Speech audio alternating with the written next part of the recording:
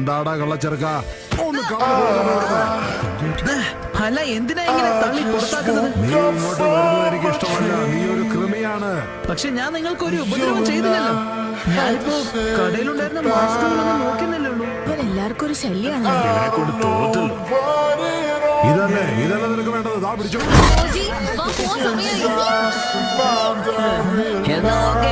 ഞാൻ വീട്ടിലേക്ക് പോവാട്ടോ. നീ എന്താ ഈ ചെയ്യുന്നേ? ആ പയ്യന്റെ കൂടെ കളിക്കരുതെന്ന് പറഞ്ഞിട്ടില്ലേ? വാ വീട്ടിലേക്ക് പോ. നടക്ക്. തേർഡ് ഹോക്കാകെ നിന്നോട് കൂടുതലൊന്നും പറഞ്ഞിട്ടില്ല അല്ലേ? നയൻ ടൈൽസിനെ കുറിച്ചുള്ള പരമാവധി വിവരങ്ങൾ മറച്ചുവെക്കപ്പെട്ടു എന്നാണ് എനിക്ക് തോന്നുന്നത്. മാത്രമല്ല നീ എന്റെ മകനാണ് എന്ന് അറിഞ്ഞിരുന്നുവെങ്കിൽ നീ പലപ്പോഴും അപകടത്തിലാവുമായിരുന്നു.